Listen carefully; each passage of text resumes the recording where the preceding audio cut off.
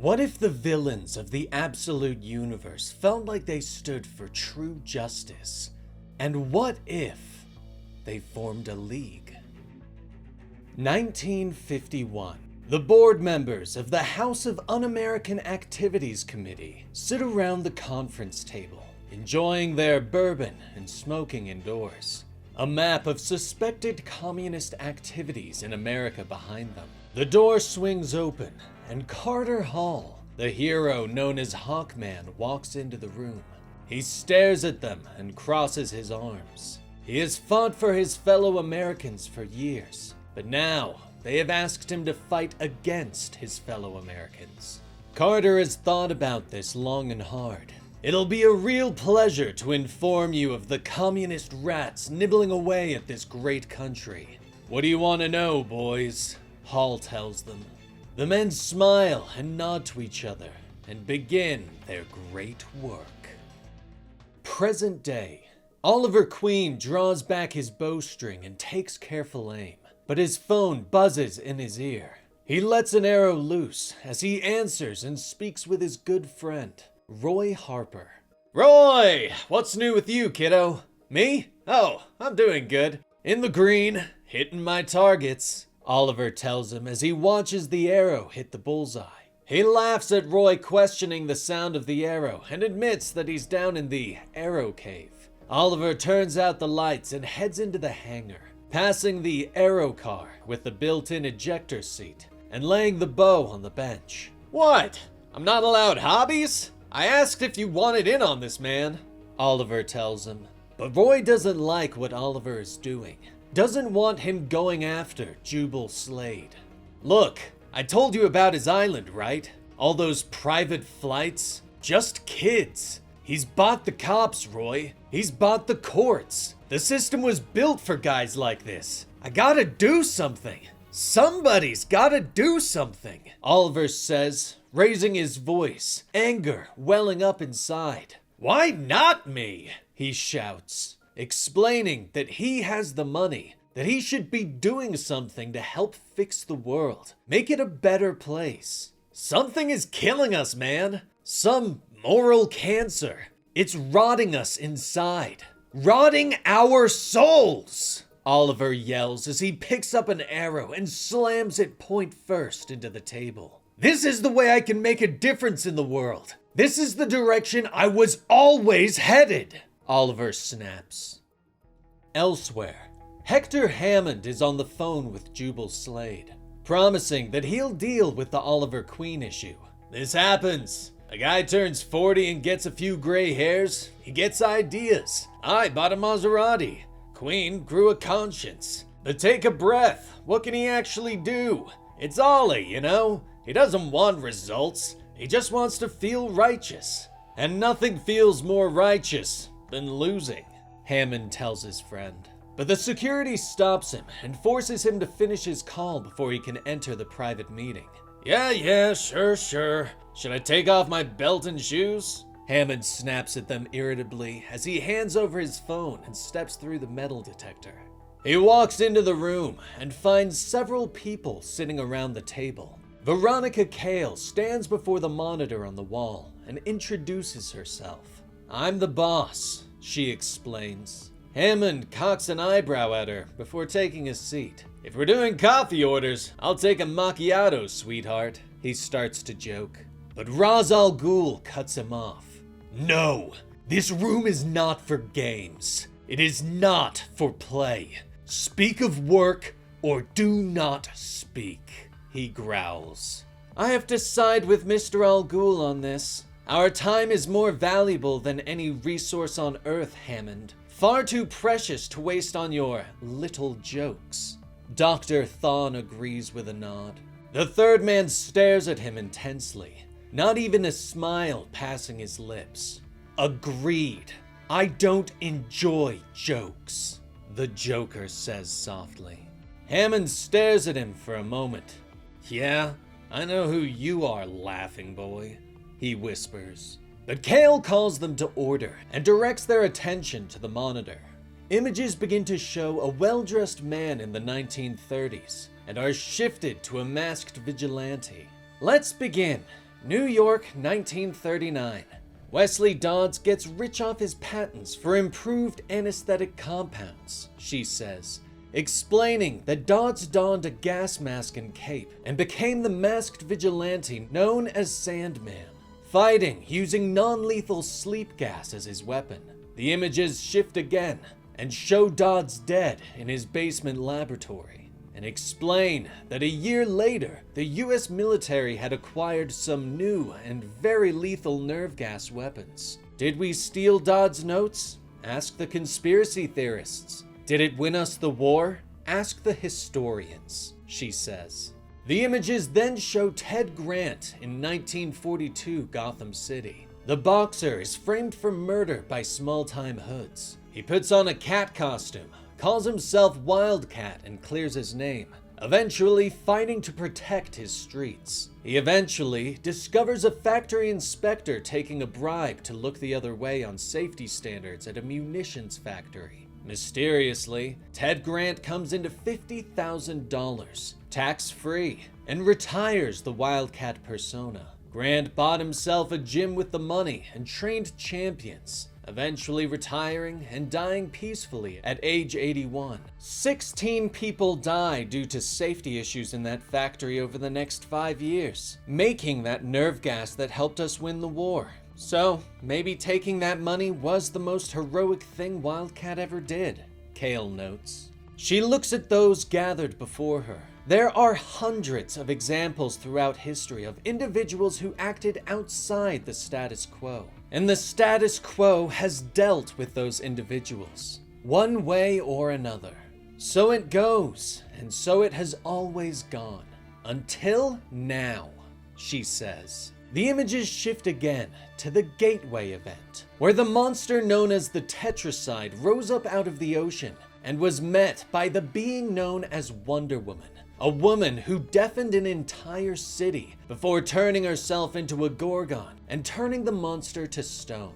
She arrived from hell, but the most concerning part is she took operational command of the scene. Troops on the ground deferred to her. Based on what exactly? Her bearing? Her tone? Mind control? Why was she not arrested? Kale asks. The images shift again. Brazil. The Superman fighting against Lazarus peacemakers. Lois Lane was inspired by this individual to write her own report. The image shifts again. Gotham City. This one is human, we think. He appears and vanishes like a ghost. He's turned the city itself into his resource. He wears an axe blade on his chest, for God's sake. She sighs. The Joker nods. He didn't take the money, he whispers. Kale looks at him and smiles. Yes, exactly. Unlike Ted Grant, he didn't take the money. More images. The Green Lantern incident in Evergreen. Wally West on the run from Fort Fox. Strange reports from Middleton.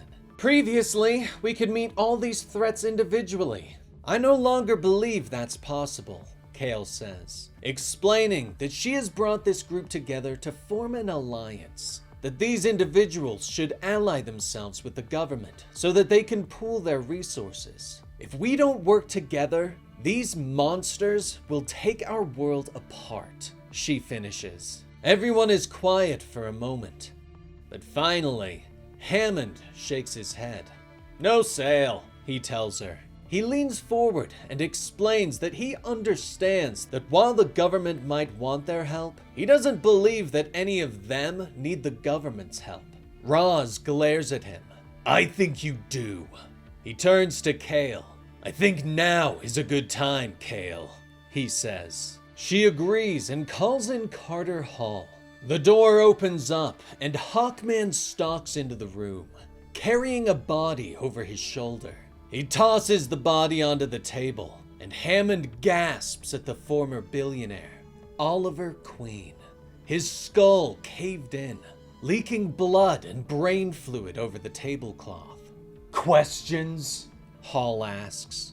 That is how we solve problems, Mr. Hammond. Not in a month, in a day. No sitting around a table. No games, no jokes. Roz states plainly. Kale nods, explaining that this is a demonstration of the power and money that the government can offer them.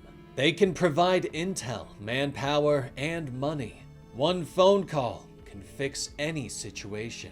Dr. Thawne ponders this for a moment. Frankly, I still agree with Mr. Hammond. As convenient as an alliance might be for you, Miss Kale, I don't see the need to be in each other's pockets. It's not as if we're friends, she says. But the Joker pushes away from the table. No, not friends. May I have the floor? He asks. But he doesn't bother waiting for answers and stands. He looks around the group and explains that he takes this idea very seriously, explaining that his scientists have recently discovered something known as the Omega particle. Studying it has revealed the fundamental truths about the world we live in, he says, explaining that they have discovered that the Omega particle has a spiritual and moral dimension about it, that it shows the fundamental forces of the universe trend in one direction. That, like gravity itself, the Omega particle pulls the morals of the universe down, keeping everything that is in its place, he tells them. His eyes begin to widen, growing red with intensity. He explains that existence is ordered and ordained. The rich are rich for a reason. The poor are poor. Some people are winners, some people are losers. This is not an accident. This is design. He tells them that this is the just and natural order of things, something that they must protect. If spoiled little anarchists like the late Mr. Queen here would stand against that order, that I call injustice. And injustice must be fought. Chaos must be fought. We must fight it. God is on our side. So, are we friends? We are not. To claim friendship with any of you would insult you. To succumb to friendship is against the moral order. But we can be allies, he tells them. Here in this room, our watchtower, we can be a league. We can ensure the moral arc of the universe bends towards justice. A toast, then, to an ordered world and to our Justice League, he says. Meanwhile, Brainiac watches from the monitors in his lab, his eyes widening at these revelations. He glances back at Mirror Master, who has used his powers to allow them to spy on this meeting through Ra's al Ghul's glasses. Fascinating, Brainiac whispers as he watches the Joker's face. But Mirror Master shakes his head. I didn't come here for thanks, Brainiac. I need your analysis. I need to know how it all connects. Here and in my mirror. How it connects. How it reflects. Mirror Master snaps. Brainiac nods and promises to help his new ally. He points out that the world needs balance, much as the members of this new league balance each other. Hammond balances Raz's ego. Thawne's skepticism matches Kale, the true believer, he whispers as he points to the Joker. But this man who doesn't joke, we need to reflect him. Learn his secrets. Negate his threat. I think for the Justice League to be complete, it needs one more member, Brainiac whispers. Elsewhere in the world, a man finishes a cup of tea as he sits on the porch with his wife. He looks out over his land as the sun slowly sets. His world is simple, calm. Suddenly, his phone buzzes. No rest for the wicked! It'll be just a moment, darling. He jokes with his wife as he stands and fishes the device from his pocket. This is Lex Luthor speaking. How can I be of help? The bearded man asks with a smile. And that was the complete story for the Absolute Evil Issue 1 special by Ewing. The Absolute Universe is 1 year in, We've seen all the heroes, and now we've seen more of the villains and their absolute Justice League, and our first look at the Lex Luthor of this absolute universe. Who knows what will happen next? But I'm excited to see where this goes, and from the sound of it, the absolute universe isn't stopping anytime soon. So let me know your thoughts on today's comic down below, and which villain has been your favorite so far? Let me know! And be sure to like and subscribe for new videos every Monday, Wednesday, and Friday. I'm Dan with Comicstorian, and we will see you next time. Rest in peace, Benny.